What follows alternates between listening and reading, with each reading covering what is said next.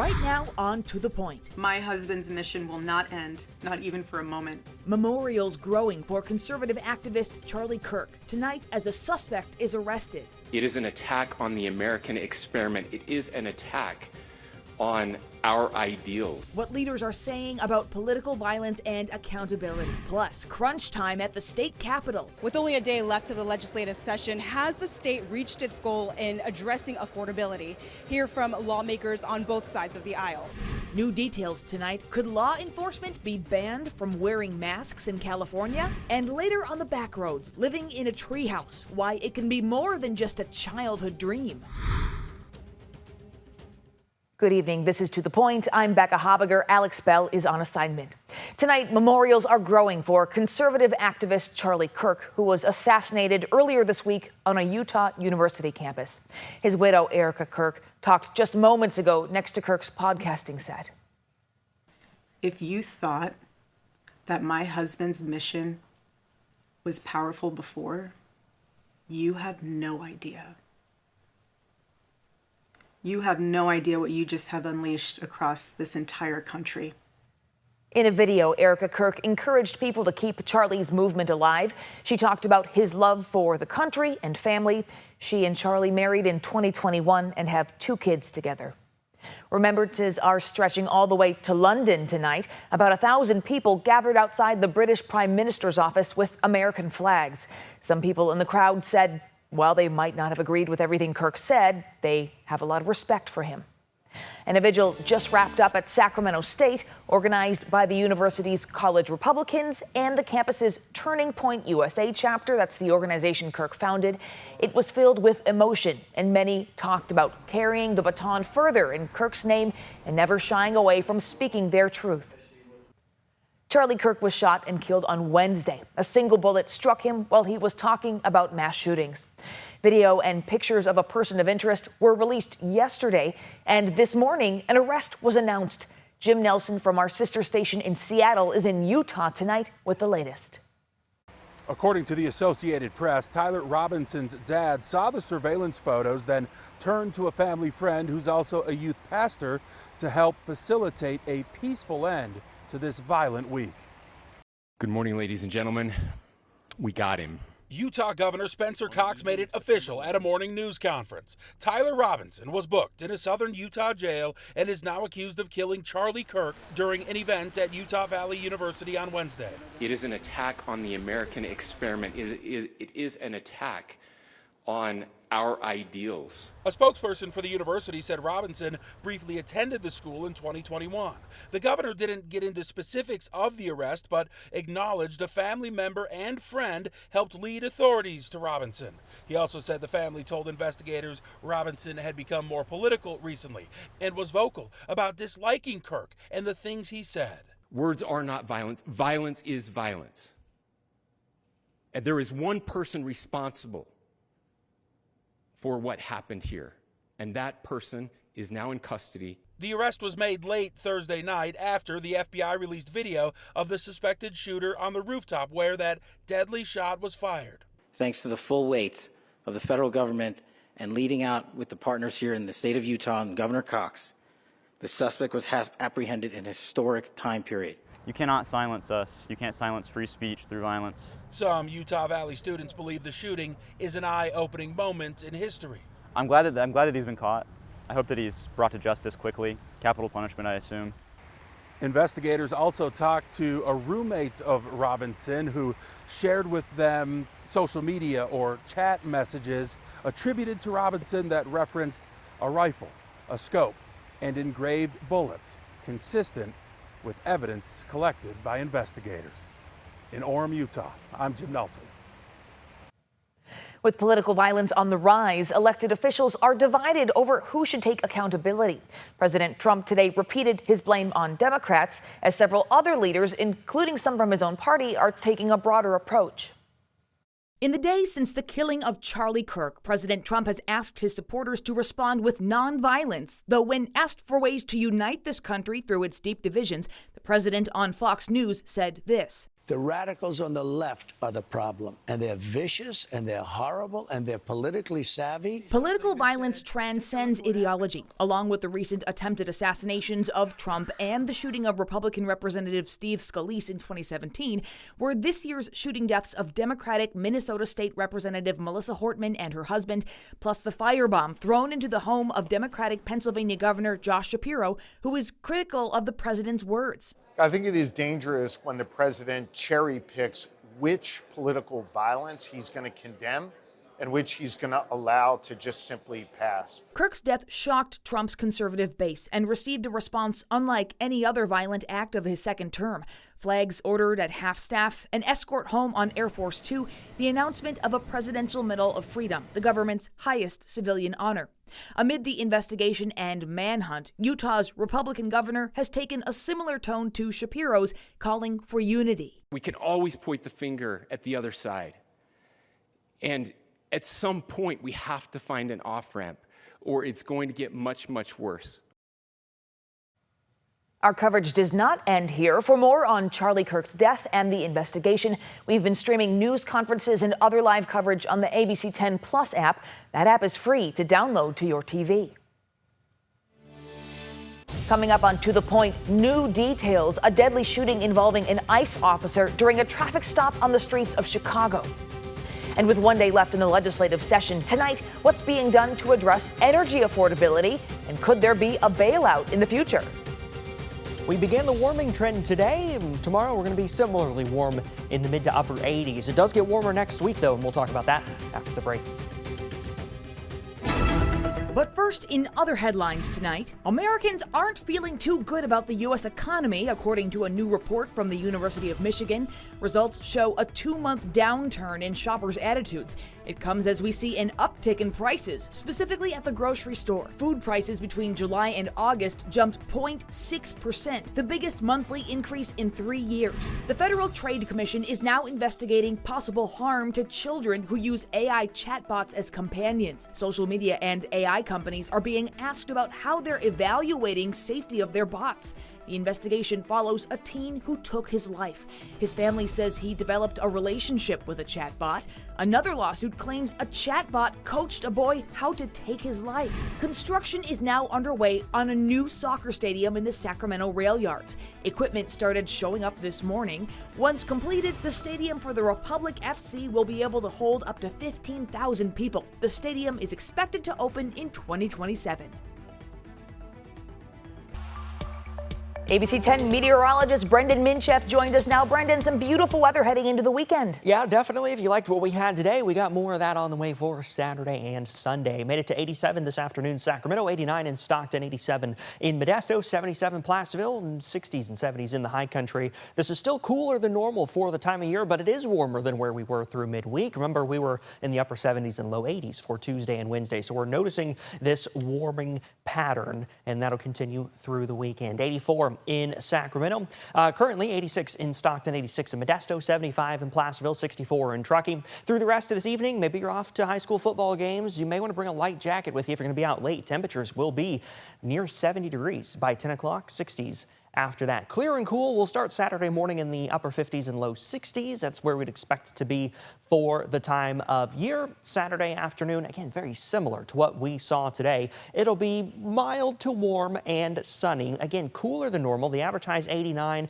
We're going to be very close to that. We'll call it seasonal. 87 in Sacramento, 89 Stockton, 89 in Modesto, 80s in the foothills, 70s in the high country on Saturday. But temperatures are going to warm up headed into next week, especially through the middle part of the week. Mid to upper 90s, almost 10 degrees warmer than normal for that time of the year. We've already passed our average last triple-digit day in Sacramento, but that average last 95-degree day actually doesn't show up until September 27th. And I do have some more mid to upper 90s over the next several days. No more triple-digit days in the immediate forecast. It can happen. We had some triple-digit days in early October last year, but look at that. 10 days from now, the leaves are there. The leaves on the tree, oh, those are going to be turning brown before too long. First day of fall next Monday. Becca. Brendan, thanks so much.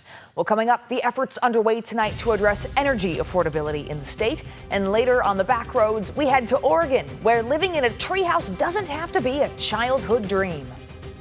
Welcome back. Tonight, with just one day left in the legislative session, lawmakers are racing through a package of bills to address affordability. It's been the big goal all session long. ABC 10's Jeannie Nguyen joins us in studio with what this means for energy and oil costs while still meeting the state's climate goals. Jeannie. This package of bills is aimed at driving down costs for everyday Californians by focusing on energy and oil. One of the bills, SB 237, zeroes in on oil production, and it comes as the Valero refinery. Affordability for Californians who are fighting to be able to afford every day to live, to put fuel in their cars to go to work, to be able to put kids to school, also to put food on the table and pay their energy bills.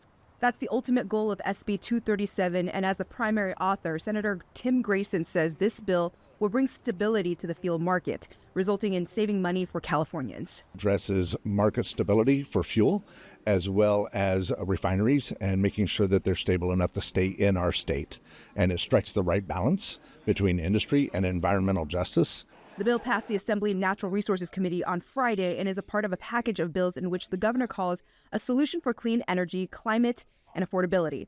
It is also receiving bipartisan support. We're excited that the bill is moving forward to let us put oil in the pipelines, to go to the refineries, to stabilize the fuel prices in the state of California. All of this comes as Valero is preparing to close its facility in Benicia, citing high costs because of environmental regulations in the state.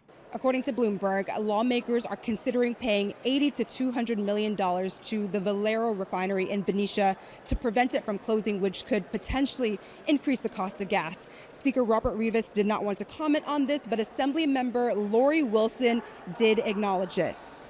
And unfortunately, by the end of the session, we weren't able to get there to be able to, in a meaningful way, contribute to getting Valero Benicia to stay. While it may be too late during this session to try and prevent Valero Benicia from closing, Wilson believes affordability has been addressed during the session, but more work needs to be done in the long term. I think from SB 237 point of view, we've addressed affordability in the macro, and I think about the micro for Solano County, for the city of Benicia, for Northern California, as that leaves one refinery, for even Travis Air Force Base, who relies on Valero Benicia for jet fuel as a primary source. So I think that at a micro level, we still have work to do. And this package of bills, including SB 237, will all be heard in floor hearings tomorrow and are expected to pass ahead to the governor to sign into law. Becca. Jeannie, thank you. California lawmakers are calling on Governor Newsom to sign a bill that would limit which law enforcement officers can wear masks. The bill was approved yesterday, and its author says it was written in response to recent immigration raids. If signed by Governor Newsom, the law would require officers to keep their faces visible and wear identifying information unless involved in high-risk situations. The California Highway Patrol would be exempt. Well, tonight, an investigation is underway after the Department of Homeland Security says a man was shot and killed while ICE officers were trying to arrest him. This happened in Franklin Park in Chicago. They say Silverio Villegas Gonzalez drove his car at officers, and an ICE officer was hit and dragged. That officer fired his weapon, fearing for his own life. Tonight, President Trump says he will send the National Guard into Memphis, calling the city deeply troubled. The mayor of Memphis made it clear today he did not ask for this and doesn't think it's the way to drive down crime, while Tennessee's governor is welcoming it.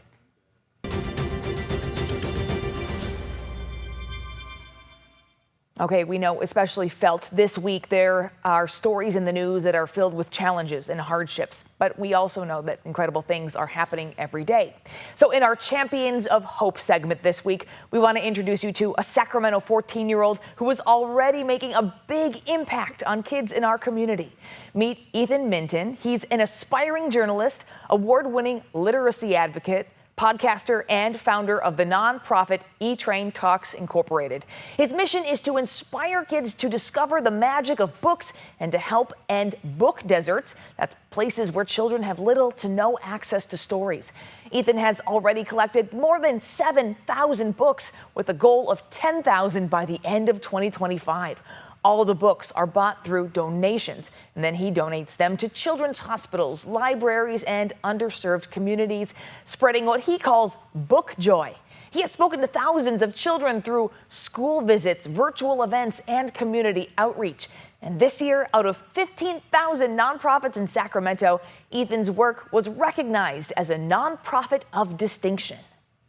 It meant the world to me. I go out and give books to kids, and it's rewarding in and of itself to know that I'm making an impact on a kid's life. But receiving actual recognition in the form of being a nonprofit of distinction, one of only, I believe, 30 nonprofits that were chosen in Sacramento, having that recognition really tells me that I am making a true impact and that people are seeing and recognizing the work that I'm doing. It's motivation to continue working hard and continuing to do my best to make an impact in Sacramento, a city that is very close to my heart.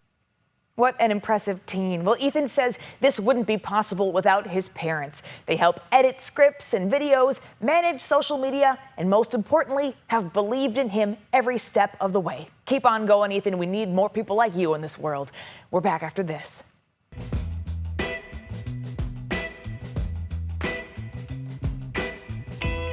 Every Friday, we take you on a trip down the back roads. Tonight, John Bartel takes us over the California state line and into a treehouse resort. But didn't you ever dream of having a house up on a treetop? Living in a treehouse doesn't have to be a dream like it was in Disney's Swiss Family Robinson.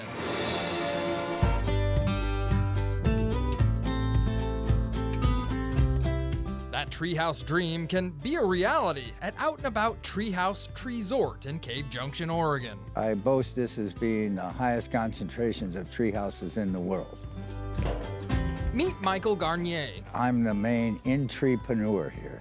Not only does Michael have some tremendous tree puns, he's also figured out a way how to make money grow on trees when he started his unique bed and breakfast back in the 1990s. People ask me where I came up with the idea for this, and I say I tried a lot of things and this one worked. Michael's a bit of a know-it-all, part engineer, part carpenter, and even dabbles in a little interior design. This is the forestry. There's 16 high-flying tree houses, each with their own unique design, look, and feel. Yeah, we're about 35 feet up in the trees here. And one of the things with this is, and when the wind blows, this bough moves, you know. So these aren't your typical tree houses. They have all the amenities you'd expect in a normal house, including plumbing. There's not a whole lot of privacy in here. No, but this, I mean, you usually only use it late at night, so you have to go down, and hopefully everybody else is sleeping. So. A series of cable bridges will take you from one tree house to the next, offering a unique view of the forest and many classic treehouse features. Is this the mail service here? Well, yeah, this is laundry. This is your valet. Michael is kind of the pioneer in the treesort business, which has really branched out over the years. He actually teaches people all over the world to build tree houses, but when Michael first started planting his roots in Southern Oregon, his treesort was not a welcome idea by the Josephine County Permit and Building Department. Well, when I started, they did not say you're off to go. It took, they said you can't do it. Michael faced nearly a decade of regulatory resistance from Josephine County over the strength and safety issues. That is until he famously piled over 10,000 pounds of friends and family onto one of his tree houses to prove its structural integrity, which caught the attention of several newspapers and media outlets. I would have never gotten permission, but I used publicity and humor. Michael says one of the key factors in winning over the county inspectors is his invention called the Garnier limb, which supports the treehouse structure without actually hurting the tree. So this Garnier limb will hold over twice as much as just a regular bolt. Thanks to the Garnier limb and Michael's never-ending drive to innovate, he expanded the treesort activities to include ziplining, rope swings, holy crap! Oh, wow. And this strange spinning contraption used to amaze guests. Dr. Birch's Yankee Doodle picture propeller. It's an organic psychedelic kaleidoscope. That's really cool. Unfortunately, you're gonna have to experience this thing in person. There's really no way to catch it on camera. Oh yeah. How does this even work? It's magic. What do you mean? Well, if you ask me, the whole treesort is magic. It's a place where guests can really live out the Swiss Family Robinson dream, and Mike can live out his own treehouse building dreams. I mean, you can't ask for more if you get paid for something that you do that you like and the people like. From Out and About Treehouse Resort, I'm John Bartel. Hope to see you on the background! I was wondering if he'd try that. Thank you so much for watching our show and inviting us into your home. If you have something you think we should be looking into, you can reach out to the team. You can email us at tothepoint@abc10.com. And you can download the free ABC 10 Plus TV streaming app to your TV for more great shows. Have a great and safe weekend. See you on Monday.